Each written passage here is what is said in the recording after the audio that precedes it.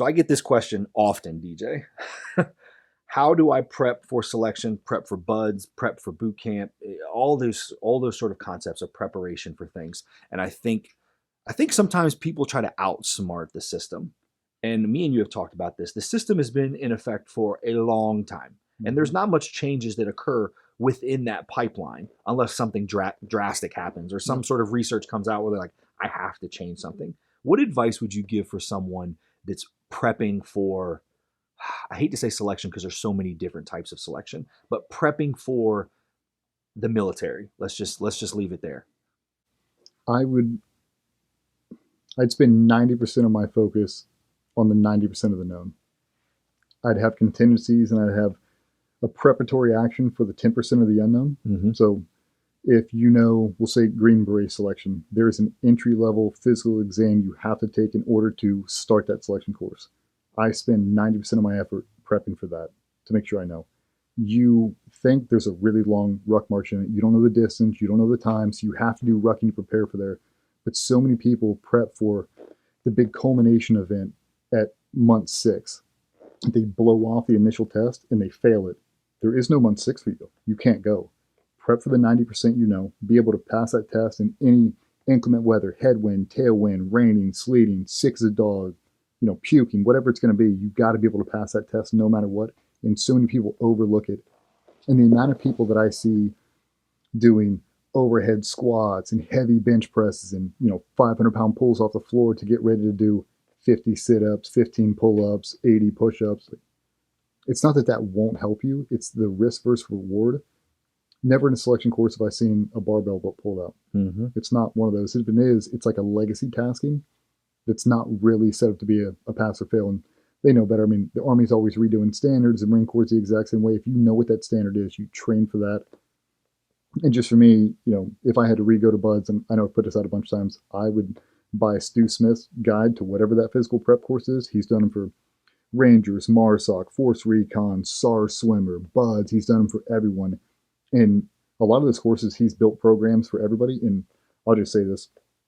He's put more dudes in the special operations pipeline than anyone else in the last 30 years. Guarantee it. Everybody that I know has done Stu Smith's program and been highly successful. And there's a lot of other programs out there that are great by guys who've been through the program and all that stuff too. What I will say is Stu Smith on a wrong side of 50 will PT your ass into the fucking dirt. Mm-hmm. And he's been doing that program. So you talk about maintaining a high level right now. 100% no warm up.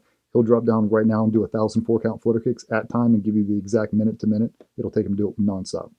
There's not many people on this planet that can do that. And he's been doing it for 30 years, dude. I think that's very interesting because it's almost like this world now in the tactical strength and conditioning is like overly complicating things. And especially people, we have a performance program, and I think there's a lot of people that have messaged me that are in like some sort of pipeline or preparing for something. And I'm like, dude, this is a great program for building general mobility, general strength, general power. But as you get closer to your timeline, you need to switch to be more calisthenic focused, to be more running, more swimming, those sort of things. And you've said that in yourself, and I don't want to take words out of your mouth, but you know the answers to the test. Mm-hmm. There is no reason you should fail a test that you know what you need to score on. But I think people get themselves in trouble because they're like, well, I can do 80 push-ups. Can you do 80 push-ups right after you did all the sit-ups? Right after or before you do the run? Like, people don't do the test together as if they're going to give you space or they want you to do great on the test. They're going to jam it all together and you're going to do task, task, task. It's going to be high stress. And like you said, is it raining? Because that doesn't matter. No. You better grab that bar and you better go. Is it on their count? That's something you've told me in the past. Like, can you do 10 pull-ups? Sure. Is it on their count 10 pull-ups? So that means you should be able to do like 25. Like, you should be able to do so much to have that buffer and then it's the stress anxiety of like, this person's holding my ankles that I've been looking up to, that he's counting my numbers. Like, people don't rise to the occasion. So it's almost like you're going to underperform some. So being able to have that buffer in your tool belt that if like, I only hit 60 sit-ups and I normally hit 85, it's okay.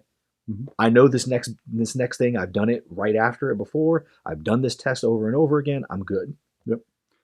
for push-ups and sit-ups specifically, if you give yourself a 20 rep buffer, that's a really good place to be. If you got to do 50, if you can always crank out 70, because nobody really cares. I see they don't care. Obviously, all your reps matter. But to pass the test, if 50 is the number, you have to do 50. If you do 150, it's not like they give you a gold medal. They don't care. They want you to pass. The more well you do, it just shows how much more you cared, how much more you prepared.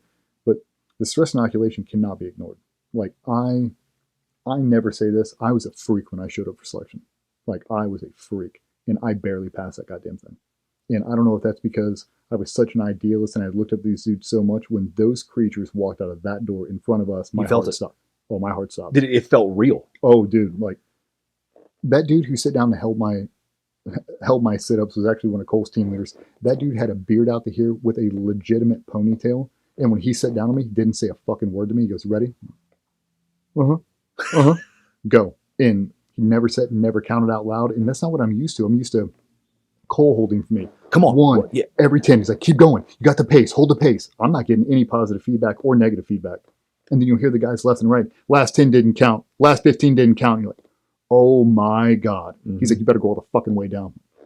The whole time it's like, your hands leave your shirt again. You're done. Like, I swear to God, did you see it? It's like your whole career is wrapped up on this goddamn test. And it's like, well, I've been training for the 10-mile run. It's like, the 10-mile run is at month 7. Yeah. Like, you got to pass this 1.5 miles or this 3-mile run at a 7-minute pace or you're out, dude. It's like, whoa. Oh no. Oh no is right, brother. You do have the answer to the test. You got to be able to prepare for that damn thing. And I feel like, or God forbid, man, you get a knee injury, you get an ankle injury right before selection. There's no little check in a box like, oh, we'll give him a pass because he had this injury. There's no checklist like that. They don't care. Like, you either pass or you don't. And a lot of people, they put the cart before the horse sometimes. They really start to focus on the finish line. There's a lot of steps before that finish line, man. If you don't get to the very first one, there is no finish line for you. I feel often people train so hard to get to that culmination event. And it's like, no. You shouldn't be peaking when you walk into selection. No. You should be healthy, number one, the best you've ever felt or close to it, and being able to pass the test. Outside of that, you're going to build throughout the process as well. Exactly. And I'd say you need to have high motivation. You see these guys, and I know you've seen them in the past, these guys get in these selection pool courses and have a bunch of guys come through here, but they're in that pool for some of them 2 years, dude. A long time. It's very hard to maintain. I'm going to buds for 2 years. That's a very hard thing to maintain. I'm not saying, take your foot off the gas, but there's a lot of built-in time where you can really focus in on one discipline. Like, for the next month, I'm going to hire a swim coach, and I'm really going to dive into my technique is perfect, and then I can maintain it myself. I'm going to go down to runners wherever, and I'm going to get a running coach, and I'm going to have him build me a running program, check out my gait, check out maybe I buy a runner's bra, like, you know what I mean? All these different things. Like, I've got to have my stuff really purpose built, because if you don't, you're just going to try to wing it, and that is not the way. That's what I did, dude. Don't do that. And then, later on in my career, more advanced selections, and I really dialed it in. Had a coach, my diet was right, my recovery was on point, everything was dialed in, and I still barely got through. And if you would have bet me $1 million what my numbers were going to be, I'm going to fucking crush this thing. And some events I did. And then some of them, it's like, I can't believe I just got through that. That's skin of my teeth, dude. So preparation from a physical standpoint is obviously a no-brainer. Being able to overperform something, exposing yourself to the test, to the events together, not separately. And then break up the order. Switch the order. Oh, so that you're prepared for anything. Exactly. Like, you get to the course and, there's ice on this. Like, the lake is frozen over. It's like we're doing the pool. And because of time constraint, we're going to do the swim first. And you're like, I've never done the swim first. That's a great point. Like, hey, instead of running over here to do the pull-up bars, we're just going to knock out push-ups, sit-ups. We'll knock all this up. We'll save pull-ups for last. You ever done 15 pull-ups on somebody else's count after you just swam 800 meters as hard as you can? Me either. Better practice it. Better know that test inside and out. And we'd break up the orders all the time. We'd have them on like a little flashcard. We just pull them out like, we're doing push-ups, send it. Pull-ups, send it. You ever done 125 push-ups and now do, 35 pull-ups on somebody else's count? Like, it's very difficult, man. But the more you expose yourself to that stress inoculation, the more well-rounded, I felt like I got. That's a great, that randomized approach. Yeah. What about the stress of performing with those people or with your peers? Because you're seeing success and failure all around you. Yeah. I mean, you have to be able to build that picture. That's what we talk about, the method actor. I've got to be able to build that mental image so vivid that when it actually comes to me, I'm prepared. And that's one of the things I didn't do. I never prepared myself for the starstruck approach that was going to happen when those guys walked out the door.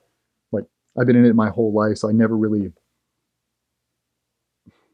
got starstruck around team guys because I've been around it my whole life until I got there. Like, oh shit, this dude's a demigod to me. Mm-hmm. Like, I am really, really nervous.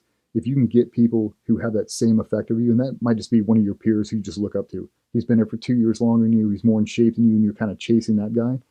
Have him watch you. Have him count for you. Have him make that test as hard as he can. Don't count him. Don't do your run with a watch on. That was a big mind fuck for a lot of dudes. What do you mean? We'd always do the time runs, like it's a 3 mile time run, and you set your pace. You check it out. It's like, all right, mile 1, right on pace. Mile 2, we're hitting the turnaround. Here we go. All right, I'm going to pick up the last 30 seconds. You get to the test. Watch is off. What? You have guys who aren't good at running. He's like, I need a pacer. Like, I can't do this without a pacer. And you'll see guys like, hey man, can you pace me? Like, what are you going to run? What are you going to run? They try to match him. And then your adrenaline starts to go. You start to run a little bit faster. You start to leave those guys behind, and they're day late, dollar short. They don't have anybody to pace them. They don't know now. It's like, damn, man. Yeah. It's stressful, dude. Yeah. So preparation, finding someone obviously you can look towards. I really like that randomized approach to the testing. I haven't heard that, but that's simple. Like, just a couple cards, anything, prison workout style. Yeah, dude. Yeah. Just break up the order and then try to make it mentally more challenging than you think it's going to be. Because when you get there, man, like, and it's a lot of stuff. The guys who've never been in special operations or tried out for any kind of team like that, your mother, your father, the chick that works at the grocery store, the hometown bank, all your teachers, all your classmates, everybody knows you're about to be a MARSOC guy. That's all they know. And you come back for Christmas, if you haven't passed, they're going to ask, and everyone's going to know. And I don't want that for anybody. Sometimes you just have to take that, like, this isn't just you. It's your whole family legacy right now. Like, have you exhausted all your resources? And I tell guys, like, when they don't make it, because I get a shit ton of those messages, like, I didn't make it through buds. You're not designed to make it through buds, dude. Nobody is. I wasn't either. Like, I got lucky. A lot of guys get very, very lucky. Don't look down on yourself. The fact you even had the intestinal fortitude to go do that selection course, hats off to you, my friend. Nobody else is going to try it. Like, it's a hard pipeline for a reason. It's 85% attrition rate because it needs to be. If you didn't make it, you're going to try it again? Like, nah, I just don't think it's for me. Try something else, dude. Like, there's no shame in not doing it. Did you exhaust all your resources? Yeah, dude. He's like, I trained my ass off. I crushed the PT test. Dude, I couldn't get past that cold water. That's part of the course, man. Like, if we're being honest, you're not designed to make it. Like, kids aren't supposed to make it through Ranger School. It's a very hard thing to do, right? So when people don't make it, like, it's this huge fall from grace. I'm like, don't look at it like that. Yeah. Did you do everything you could? It's like, I did everything, man. I downloaded the book. My diet was on point. I thought I was mentally prepared. And I just got to the course. I'm like, dude, I just don't think this is for me. There's nothing wrong with that, dude. Yeah. Nothing wrong with that, man. But yeah, when you're prepping for selection, the randomization, the intent on the knowns, like, I'm focusing all my attention on the things that are guaranteed, not the one guy that got kicked out of this class in 2007, this is what he said we were going to do. Like, don't base it off that. Because they do change. Like, instead of a ruck at this distance, this speed, you don't know. It's like, well, so-and-so told me. It's like, stop doing that. We've had so many guys that have come back through and they, we call them the bad gouge petty officer. It's like, oh, on this date, we're going to do this event. Everybody gets prepped for it. And it's like, then it doesn't come. You're like, well, so-and-so said we're going to do this day. Like, no. 3 months later, it's like, now we do it. Now it's a cold board. And you're like, oh, shit. I feel like those culmination events and thing, anytime that happens, the trading cadre are going to do everything they can to build you up for that event. Yep. So everything you need that's going to build there, that's going to be a part of your training as it goes too. Because the last thing they want to do is let's just say rucking, because you said that. We haven't rucked at all. We haven't talked about rucking. Now let's go ruck 10 miles. That's probably not going to happen because now they are liable to, well, why'd so many people get injured? Why'd so many people drop out? Well, we just threw this in at the end for no reason. Like, it's not going to happen. Nope. Everything has progression. They're going to start you off with light weights, short distances, running, then walking. They'll incline, weird terrain. The rucks get heavier the longer you go because you've built up a tolerance for it. They're never just going to grab you. Here's a 200-pound pack. We're going to send it for, 10 miles. Like, they don't do that. But those are the stories that you hear that you talked about. Yeah. So people are like, well, I got to prepare for that craziness. No. Prepare for the stuff that, like, you just mentioned. Be healthy and be mentally motivated. because you're going to have setbacks, dude. Mm-hmm. And a lot of people, they've never had adversity their whole life. They've never failed. You get the guy, you know, quarterback of the high school football team, valedictorian, homecoming queen, all these things. He's like just winning, winning, winning. He gets there and he gets the pool comp or whatever. And he's like, I've never failed anything my whole life, but I just failed. Got 2 more attempts. Like, oh my God. You see him, they just crippled. Like, the more times you can come back from adversity, it's just one more. We're checking the win column. I came back from that. I still made it. Cool. You should have some sort of adversity going through. Just hopefully it's not injury related, because that's never a good thing. That's you get a lot of guys that are, I don't even want to say overtraining, because I know that's such a cliche term, but a lot of guys, they put that pedal down to the floor and they try to maintain it for years on end, waiting for their slot to go to selection, and then just get burned out. He's like, I can't wait on it. I gotta get a job, man. I got a wife, I got kids to support. I can't just keep chasing a pipe dream. I'm going to go become a welder or whatever else. So it's hard to maintain that. Or they've trained for 2 years. They finally get to the screen test, and they've taken the last 3 months off, and they blow it out of their ass. And they fail it. It's like, I just couldn't keep the motivation that long. Like, my body just broke down. It's going to, man. So I'm saying, like, you've got to train smart, not harder. And that's really why I like Stu's program. It's a lot of body weight. He adds in some weight and stuff like that, but it's something he's been able to maintain as long as I've been in the teams. He's been doing that same program. It's tried and tested, man. I've heard nothing but good things about him, especially from prep style. And I always encourage people, especially people in the program, to be like, dude, switch to that when you're like 4 months out. Like, if you're 2 years away and you don't want to, that makes sense to me. Build a good general strength, work, move around. You'll probably have a job at that point as well, but you have to get into the task that you're going to be doing. That doesn't mean like it's just understanding reality. I got to prepare for, the pipeline. No, you got to get to that, my friend. Like, don't miss this because you're trying to chase the big culmination event, like you've said. That's what I was telling guys. Like, they try to maintain this peak level performance. I'm like, you'd be surprised how far you can go in 3 or 4 months of dedicated training. If you maintain a really high level of physical performance, running, swimming, all that different stuff, all the weightlifting, power off the floor, all that's great. Now we have to fine tweak it. It's so much easier to just convert it the last 3 or 4 months, and now we're really going to ramp up. Now it's all calisthenics. Now it's this. Now it's that. Because I've got my general baseline high. Like, I'm already singing it to 7. We're going to crank it and just fine tune it just a little bit. Yeah. Because you get the guys that, you're becoming sport specific. Again, it's skill specific. We're not doing bench press, but like you said, you're going to do thousands of flutter kicks. Thousands. Yes. Thousands of push-ups. Thousands of pull-ups. Yeah. That's the way it's going to be. And then, when you get through the back end of selection courses, I tell everybody, the program we're on now, G-Burst Performance Program, that's a program I wish I was on the day I made it through selection. I would be in such a better spot now, physically, mentally, just well-rounded now than I ever was before. I went through all the fads. CrossFit, 531, Encyclopedia Bodybuilding. I've done the whole gambit, dude. And there's a lot of good from those. There's a lot of bad from those. But universally, if you're trying to map out a roadmap that makes you better, 1% better every day, that's the program, dude. Yeah. Mobility, everything, dude. It makes you more well-rounded. So once you're actually doing the job, that's the program that will maintain you and keep it at a high level for longer than any other thing I've done. I agree. You got to get to that point first. You got to get through the selection course. I don't care if it's some podunk SWAT team, fire academy, special forces, BUDS, whatever it's going to be. Once you get through that, you got to get a program you can maintain for the rest of your life. I mean, I said it a million times. You catch me on a Tuesday when I'm 55, I'm doing this program. Yeah. This is what I'm doing. But knowing where you're at, like, you just have to do it. Like, guys will be like, well, I don't want to run a mile and a half. You have to? I'm sorry, man. I don't want to do that. You might not want to, but right now you have to. You might not ever have to run again, but right now you do have to. Yeah. I think a lot of people, when they're prepping the selections, like, man, I don't want to do this my whole life. Like, I want to be bigger. I want to do this. You're going to be able to. Yeah, but you have to do this right now first. You got to get through this step before you get there. Yep. And steady progression, dude. Train smarter, not harder, and really avoid the injuries. You do not want to go through selection with any kind of nagging injury. Not a shoulder, not a hip, not a knee. I mean, dudes get through them. We had some guys go through selection with some gnarly injuries. Gunshot wounds still leaking. We had guys show up selection with a wound vac still on him, and he still made it. Like, that dude's harder than woodpecker lips. But that's not your norm. It's not your norm. If I could give one blanket statement, go to start selection injury-free. If you can do that, you'll be in a much better spot than the majority of the people, just because of how long they've taken to actually get to that day 1, week 1. That's a long selection course. When I went through, nobody wanted to be a Navy SEAL. Nobody knew what that was.